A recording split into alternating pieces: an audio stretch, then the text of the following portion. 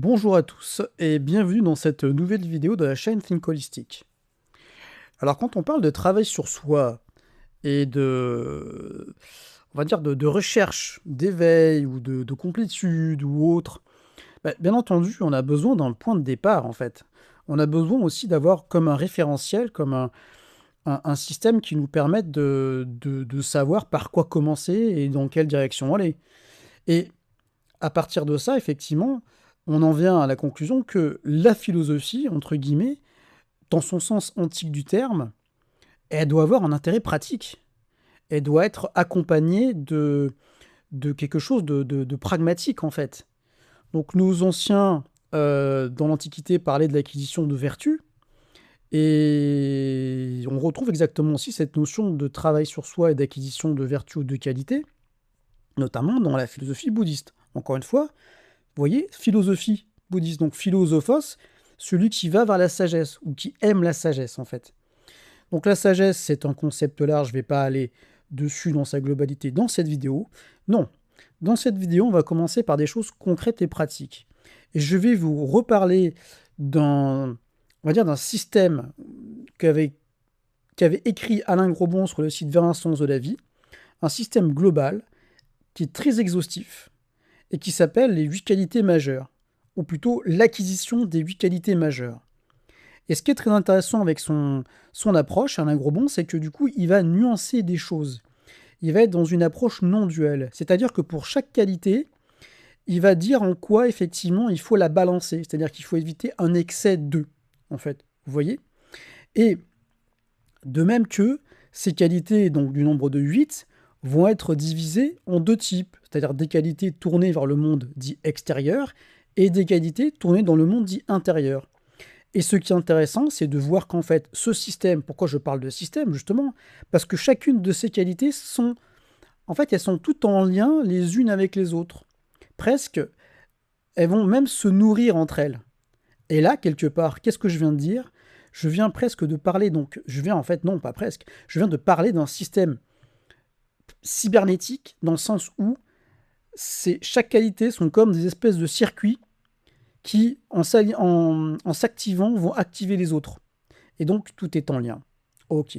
Donc maintenant, on va commencer à plonger dans ces qualités majeures, et on va y aller étape par étape, et je vais essayer de vous donner des exemples plus ou moins concrets, en fait, sur comment, en fait, par quoi commencer, en fait, comment travailler pour développer ces qualités en nous, en fait. Ok.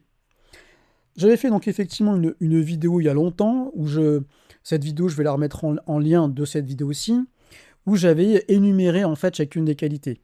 Le site internet est plus disponible vers un sens de la vie, mais voilà, donc du coup, je mettrai peut-être un résumé en dessous de la vidéo de chacune de ces qualités et de leur lien. Et je pense que j'avais mis aussi dans un de mes textes. Donc pareil, je mettrai un lien sous la vidéo. Alors, ok, maintenant c'est parti, on commence. La première des qualités majeures, c'est le courage. Donc le courage, c'est-à-dire c'est une des premières qualités tournées vers le monde extérieur, donc le monde objectif. Mais comme dit Alain Grobon, en fait, le courage doit être associé à l'audace, mais aussi à la prudence. C'est-à-dire qu'il ne faut pas nous conduire à une forme de témérité inconsciente du danger qui va conduire à l'échec. Mais l'idée du courage, c'est en fait de passer à l'action, tout simplement. De se lancer, en fait. Et au bout d'un moment, comme il dit, ça procure effectivement la sagesse et une forme d'abandon qui part de la source mère, on va dire, au principe universel, dans le sens où le résultat ne nous appartient pas. Mais il ne faut pas réfléchir sur le résultat, il faut faire, il faut agir, en fait. Comment développer ce courage? Eh bien, il faut commencer par des choses simples, c'est-à-dire des choses que vous n'osez pas faire d'habitude et qui sont en lien avec des peurs. Parce que derrière le courage, il y a vraiment la notion de cette peur, en fait. La peur en soi, c'est pas complètement négatif, on a besoin de la peur. Mais par rapport au courage et par rapport à la peur, la question qu'il faut se poser et qu'il faut envisager, en fait, c'est que bien souvent, nous avons peur d'une chose, mais en fait, c'est pas tellement la peur que nous en avons qui bloque, c'est la représentation qu'on se fait de cette chose. Et c'est une vraie question de fond qui est notamment très étudiée en psychologie par rapport aux phobies et les choses comme ça. Donc voilà, pour le courage, commençons par des choses simples. Et c'est ces petites victoires qui vont nous donner de l'élan pour continuer. La deuxième des qualités, c'est la patience. Donc la patience qui permet d'éviter la hâte, qui s'acquiert en fait peut-être en pratiquant certains sports ou certaines activités qui demandent de la patience, par exemple. Et l'idée, c'est qu'en fait, on est dans cet état de wu wei, c'est-à-dire de non-agir. Donc wu wei, c'est un terme qui vient c'est un mot chinois, donc c'est en lien avec la philosophie taoïste. Et l'idée, c'est qu'en fait, on se met dans un état presque de vide mental et d'attente du bon moment. Et donc la patience, elle est en lien avec la décision, comment dire, l'esprit de décision instantanée qui se met en place de lui-même, en fait. Et la patience s'acquiert en se détachant intérieurement du résultat recherché par nos actes. Donc là, quelque part, quand je parle de détachement, je suis déjà en train de faire un lien avec la dernière des qualités. Pareil par rapport au courage. Par rapport au courage, l'idée de se faire d'observer la représentation qu'on se fait de l'objet de notre peur, ça demande de prendre du recul. Et c'est là qu'on voit que, quelque part, toutes ces qualités sont en lien les unes avec les autres. Donc la patience permet en nous d'éviter quoi? D'éliminer l'impulsivité, l'impatience, la frustration, et elle procure la persévérance et la maîtrise de nous-mêmes. Parenthèse, et lien avec ce qu'on apprend et ce qu'on peut développer en nous à travers les arts martiaux. Si vous voulez des exemples de pratiques pour développer ces vertus, voilà, je ferme la parenthèse. Ensuite, troisième des qualités tournées vers le monde extérieur, c'est la fidélité. Et la fidélité qui implique une constance dans ce qu'on entreprend, dans nos idées, nos relations, mais aussi une forme de loyauté, en fait, à travers notre parole, nos amis, et envers nous-mêmes, en fait. Elle doit être associée à une forme de fermeté, cette fidélité. Et ça veut dire qu'on ne doit pas aussi tolérer d'être pris pour un imbécile, en fait, ou de se laisser mener par le bout du nez. L'idée, c'est d'être quand même, vous savez, l'idée d'être souple, mais de garder un tonus quand même, de garder une direction. Elle va avoir pour effet d'accroître le respect de nous-mêmes et d'autrui envers nous-mêmes, en fait. Elle va nous aider à développer une forme de responsabilité et elle permet d'éviter en nous l'inconstance, parfois l'esprit de trahison envers de soi-même ou envers autrui, la versalité, voilà. La fidélité, en somme, c'est la qualité qui va nous procurer ce qu'on appelle la force d'âme, en fait, la constance, et une image intérieure positive de nous-mêmes. Alors, comment développer la fidélité? Eh bien, effectivement, dans l'idée de parole juste, par exemple. Quand vous allez dire que si vous dites à quelqu'un que vous allez faire une chose, faites-le vraiment. Et l'idée par rapport à ces qualités, c'est à chaque fois que j'en nomme une, peut-être que vous pourriez les noter quelque part et voir en fait en quoi qu'est-ce que vous pourriez travailler en vous pour pour améliorer cette qualité. Voilà, par rapport à la patience, il y a peut-être des choses qui pourraient être faites, par rapport au courage, je l'ai déjà dit, et par rapport à la fidélité, se demander si est-ce que vraiment on est complètement constant sur certaines choses. Tout ça, c'est des questions, sans jugement.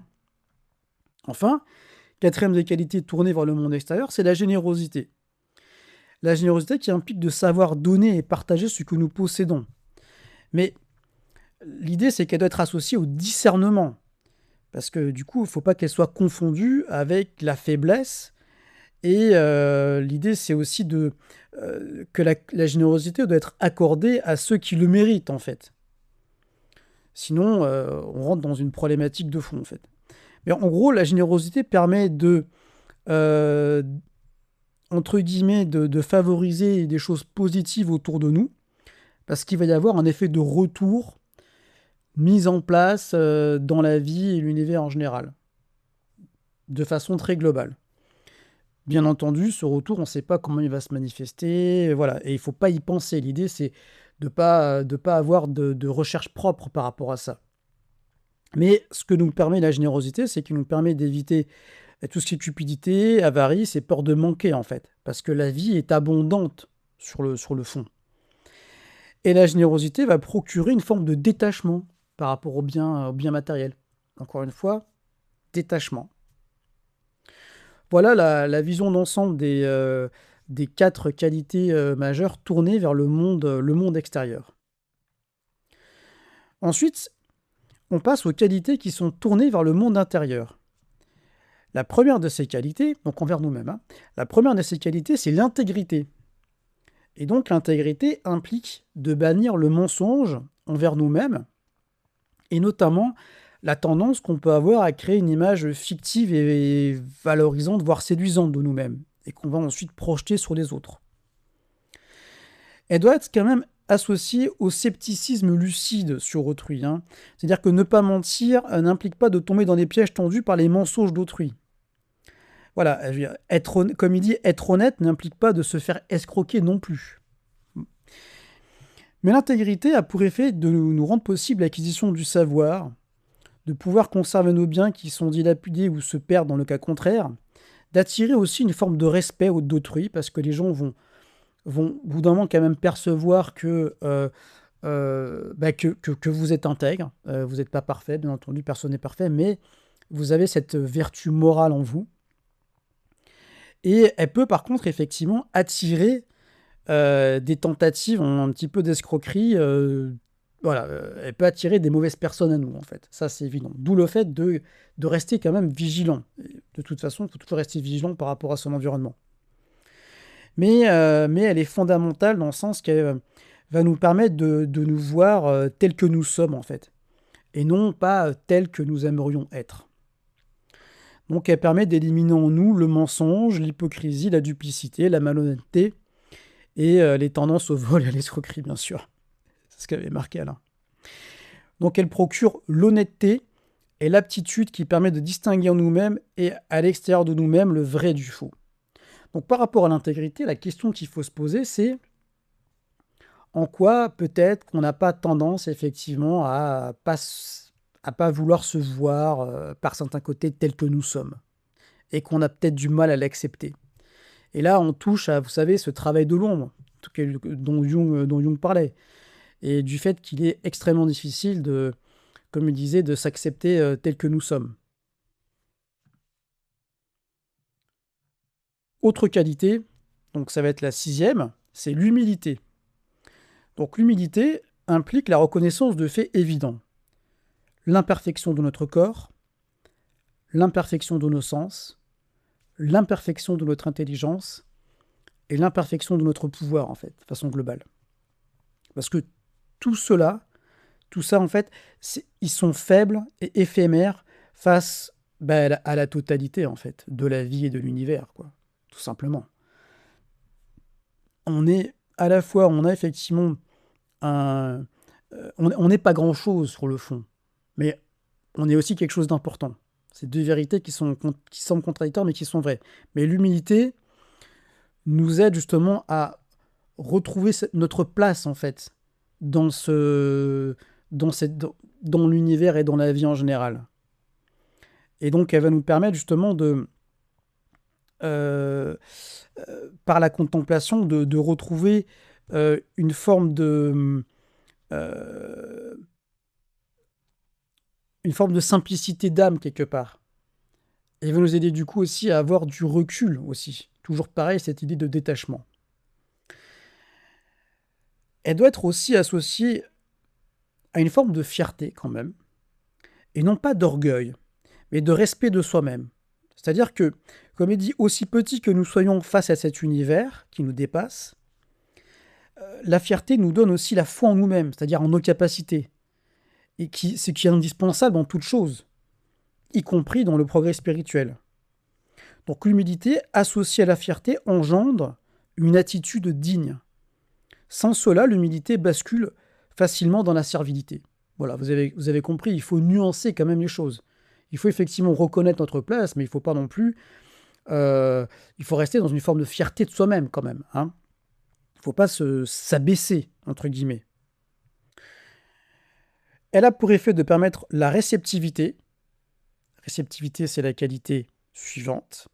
Tout est en lien. L'acquisition du sens de notre juste place dans le cosmos et dans l'univers. de nous rapprocher de ce que les premiers hommes, dans leur ignorance craintive, ont appelé naïvement, entre guillemets, Dieu. Et de permettre de nous fixer des limites justes, de nous sortir, et de nous permettre aussi de sortir victorieux de périodes de perte et de diminution. Et ça, c'est vrai. On peut parfois se trouver dans des situations de perte et de diminution, où on se sent humilié, mais en fait, il ne faut pas que ça nous affecte sur le fond. Parce que nous ne sommes pas nos possessions matérielles ou conditions de vie sociale. Voilà, nous ne sommes pas ça. On est autre chose, en fait. Et le fait d'être dans l'humilité, ça nous permet de relativiser justement ces possessions et ce à quoi on s'attache. Et donc, l'humilité permet d'éviter en nous l'orgueil, le faux ego, ou même l'ego dans un certain sens, la volonté de puissance, et l'esprit de domination, le désir d'égaler les autres, et l'ignorance. Elle procure donc la réceptivité et la foi authentique. Réceptivité, que vous avez déjà entendu quelques fois par rapport à l'humilité, eh bien c'est la 7e des qualités. La réceptivité implique la disponibilité pour recevoir d'autrui ce qui nous est constamment donné, mais que l'orgueil nous empêche généralement de voir et d'accepter. La réceptivité s'acquiert en prenant l'habitude de vivre l'instant présent et en interrompant le flux stérile permanent de nos regrets sur le passé, de nos rêveries, de nos appréhensions sur le futur. Donc la réceptivité est en lien avec l'idée d'être dans l'instant présent, en fait. Et il dit, voilà, en comprenant aussi que la mort peut survenir à n'importe quel moment, effectivement. La réceptivité doit être associée à la vigilance. En fait, il faut donc être attentif pour percevoir les événements, les signes. Donc, elle exige d'être dans l'instant présent, de ne pas se focaliser sur le passé, de ne pas non plus trop penser au futur, être dans l'instant présent. Et elle va nous aider à développer notre sensibilité, notre disponibilité intérieure. Elle va avoir pour effet d'attirer en nous des expériences positives et des personnes positives, d'écarter les expériences, les gens négatifs. Bon, en fait, visiblement, ce qui veut dire, c'est que le fait d'être réceptif, on va être attentif à des signaux, on va être attentif à ce qui se passe à nos sens subtils.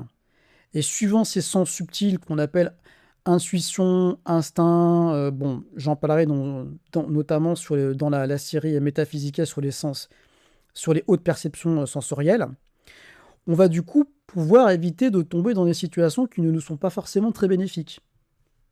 C'est dans ce sens-là. Et donc, en fait, la réceptivité nous permet d'éliminer en nous la naïveté de vouloir nous gouverner nous-mêmes dans nos vies, c'est-à-dire de vouloir tout contrôler. Et du coup, elle va procurer, le fait de pouvoir laisser vivre la vie en nous, en fait. De laisser cette énergie vivre en nous, sans être dans un espèce d'hyper-contrôle par rapport à ce qui se passe. Mais en étant attentif à l'environnement aussi. Et donc, elle va nous aider à favoriser le détachement. Je précise qu'en fait, dans ce qu'Alain Grobon a expliqué sur le site Vers un sens de la vie, la réceptivité permettait notamment de développer ce qu'il appelait la conscience chamanique, et donc qui est déjà, on va dire, un état de conscience entre guillemets plus avancé, que je rapprocherai de la dimension par rapport au modèle début circuit du 5e circuit et du 6e circuit. Et l'acquisition favoriser l'acquisition de cette conscience chamanique passe par le développement de cette réceptivité, en fait, et des autres qualités sous-jacentes. Mais la réceptivité permet justement ça. Et une fois qu'on a développé la réceptivité nécessaire à l'acquisition, ou plutôt le fait de retrouver cette conscience chamanique en nous, eh bien, on va pouvoir aller vers un autre niveau de conscience, entre guillemets, que Alain Grobon appelait la conscience bouddhique ou christique, et qui est en lien, en fait, avec l'acquisition de la 8e et dernière qualité, qui est le détachement. Le détachement implique la liberté et la connaissance. Donc, l'idée, bien entendu, c'est de ne pas agir pour soi-même, c'est d'être conscient, en fait, que tout ce qu'on a, tout ce qu'on possède, ne nous appartient pas complètement, que tout est impermanent. Donc là, on rejoint des concepts qui sont abordés dans la philosophie bouddhiste, mais également aussi taoïste. Et être détaché, enfin, c'est aussi aimer l'autre pour lui-même et non pour soi-même, en fait. C'est-à-dire qu'effectivement, il dit, voilà, l'amour de l'autre, dont le détachement est possible. C'est même le seul amour véritable. Oui, c'est-à-dire, il veut dire l'amour sans attachement. Si on aime vraiment, on n'est pas attaché, on a envie que la personne soit bien. Donc, on n'est pas attaché à nos propres besoins qu'on peut projeter dans cet amour.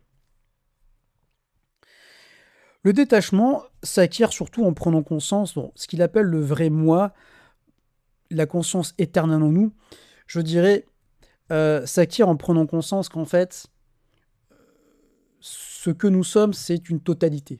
Ce que Jung a appelé le soi, en fait. Et le moi, qui est l'objet, le sujet de notre conscience dite quotidienne, est en fait mêlé dans tout ça. Et acquérir cette conscience, entre guillemets, si on parle, et encore acquérir, c'est peut-être pas le bon terme, mais et même aller, enfin bon, donc je vais quand même utiliser aller vers cette conscience bouddhique, ou cette forme de supraconscience, eh bien, ça implique en fait de rentrer en contact avec cette totalité de nous-mêmes, en fait. Et donc, ça implique de prendre du recul. Concrètement, comment on va développer ça? Eh bien, par la pratique de l'attention juste et le développement des autres qualités sous-jacentes qui vont favoriser l'attention juste. Parce que l'attention juste, c'est qu'un des aspects de l'octuple sentier bouddhiste, comme le détachement, et qu'un des aspects de l'acquisition des qualités majeures. Ce système est exhaustif parce qu'il fait un retour sur lui-même. Parce qu'à partir du détachement, on revient sur la première des qualités, c'est-à-dire le courage. Et dans l'attention juste, et dans l'octuple sentier, c'est pareil.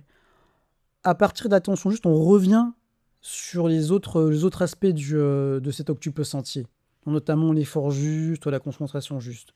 Vous voyez cette idée de boucle? Exactement comme dans le modèle des 8 circuits de conscience. On revient à l'origine. On a travaillé sur notre individualité, on revient après au premier circuit. C'est une boucle rétroactive positive. Qu'est-ce que va nous permettre le détachement? Eh bien, il doit être associé à la maîtrise de la pensée et des émotions et va nous permettre, entre guillemets, une dissolution du moi. Enfin, je ne sais pas si le terme dissolution est exact, mais en tout cas, ça va nous permettre de relativiser ce moi, de relativiser l'ego, de se désidentifier dans un sens psychologique du terme, de désidentifier la conscience du moi, et donc dans un premier temps de la persona, de l'ombre, d'intégrer les 4 types psychologiques en nous, et d'aller vers un alignement avec ce soi, qui est à la fois le centre et la totalité de notre psyché, et donc qui est à la fois transcendantal et métapsychologique dans un certain sens, et métaphilosophique et métaphysique. C'est le facteur X. Donc le détachement va nous permettre de sortir de ça, d'être de plus en plus dans la conscience. Voilà, c'est ça exactement ce qu'il dit. Et ça, c'est la base à partir de laquelle notre conscience avec un grand C, donc notre conscience non duelle, pourra évoluer et accéder, entre guillemets, à ce qu'on pourrait appeler l'absolu ou le monde spirituel, bon, ce qui n'est pas descriptible parce qu'il est complètement méta. Méta dans le sens étymologique du terme de au-dessus. Au-dessus ne veut pas forcément dire que le dessous n'est pas pris en considération. Et là, vous avez donc du coup un système complet, en fait. Et par rapport au détachement, bah, du coup, qu'est-ce que je vais refaire une boucle pour revenir par rapport au courage et repartir sur le courage. Eh bien, du coup, si vous vous désidentifiez de ce que vous pourriez être, c'est-à-dire de votre corps et de vos possessions matérielles et même de l'action juste, c'est-à-dire que si vous êtes dans un état d'observateur par rapport à vous-même, dans ce qui vous bloque pour passer à l'action, et bien du coup, le fait d'être dans l'observation, ça va favoriser le passage à l'action, en fait. Ça paraît contradictoire, mais c'est complètement cohérent dans un certain sens. Et ça, la seule façon pour vraiment le comprendre comprendre, de le prendre avec soi, c'est qu'il faut le vivre et l'expérimenter. Et donc, commencez par les choses simples. Commencez par cette notion de courage. Commencez par observer en fait ce qui vous bloque par rapport à ça. Commencez aussi par, au niveau de, je sais pas, par exemple de la patience, de prendre le temps de faire certaines choses. Vous voyez, commencez par, peut-être prenez... Moi, je ne suis pas du genre à utiliser des carnets pour noter, mais ça peut être une très bonne chose à faire. Si vous souhaitez, prenez un carnet et notez en fait ces qualités majeures et voyez en fait en quoi vous pourriez par exemple les développer. Parce qu'il faut commencer par quelque chose et un point de départ en fait.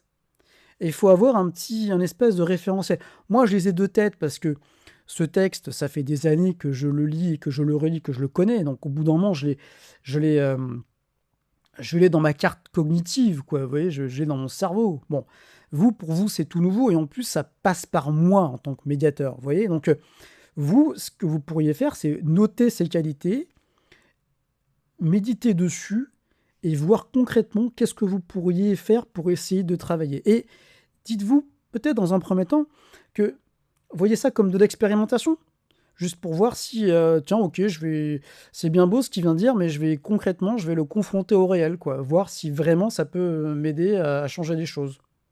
Voilà, confrontation au réel, vraiment, hein. Et là, du coup, quelque part, vous rentrez dans une dynamique de vraiment de travail sur soi. Quand on vous demande, mais c'est quoi travail sur soi? Eh bien, le travail sur soi, ça passe notamment par ça, parce que et c'est là où il y a cette fusion, cette intégration plutôt, entre la démarche psychologique, la démarche philosophique, la démarche énergétique, la démarche métaphysique, bon, vous avez compris, et aussi tout ce qui va tourner autour de la santé, du corps et de naturopathie, qu'en fait, tout cela, en fait, tourne autour d'un même corpus, d'accord? Et ce corpus, c'est la dimension holistique, c'est-à-dire le fait de voir en globalité, mais de rester pragmatique sur les résultats qu'on cherche à travers ça et sur la direction qu'on veut prendre. Donc, encore une fois, je le répète, il faut commencer par des choses simples, des choses sur lesquelles vous avez une possibilité d'action au quotidien et des choses sur lesquelles vous pouvez mesurer, c'est-à-dire apprécier comment vous en êtes sorti. Vous voyez, je vais prendre un exemple simple. Quelqu'un qui... Parce que généralement, on n'aime pas trop parler en public. Bon, dans notre société, on n'est pas très bien éduqué pour ça. Eh bien, lancez-vous un challenge par rapport à ça. Mettez-vous dans les...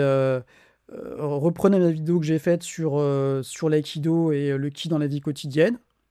Respiration, détente corporelle, gardez le centre de gravité vers le bas. Ok, bien ancré. Vous avez votre discours, vous préparez, donc, parce qu'un discours, une conférence, ça se prépare en amont quand même. Donc vous savez ce que vous allez dire, vous avez un fond et des choses à dire, et après, hop, c'est parti, on se lance. Par exemple, c'est un exemple comme d'autres. Voilà, j'espère que cette vidéo vous a plu. N'hésitez pas à me faire part de vos commentaires si vous en avez.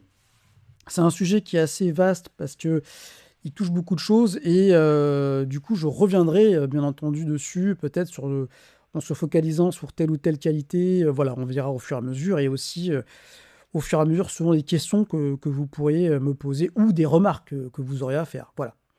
Je vous dis à très vite pour une prochaine vidéo. Au revoir.